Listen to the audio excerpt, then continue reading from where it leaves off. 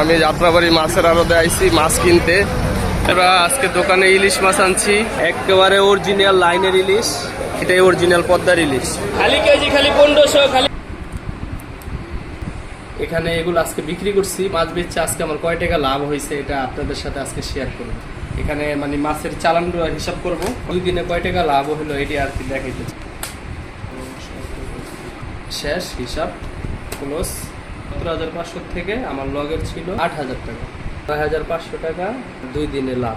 এখানে আছে দৈনিক 1,000 টাকা ইনকাম হইলেই চলে। আপনারা মাছের ব্যবসা করতে পারেন অথবা ডিমের ব্যবসা করতে পারেন, ওই দিয়া 25 টাকা পিস, কারণ ডিম কিনা পরে 16 টাকা পিস। দেখা যায় দৈনিক যদি 200-300 ডিমও বিক্রি করেন, আপনি আল্লাহর রহমতে মাসে 40-50 টাকা ইনকাম করা ব্যাপার না। যারা চিন্তা ভাবনা করতেছেন বাহিরে যাইবেন, তো বাহিরে যাইবেন, সমস্যা কি? তার আগে কিছু করার চেষ্টা করেন। যদি আমার ভিডিওটা আপনাদের কাছে ভালো লাগে তাহলে আমার চ্যানেলটা লাইক, কমেন্ট, শেয়ার করে দিবেন। ফেসবুক পেজটা আপনারা ফলো দিবেন।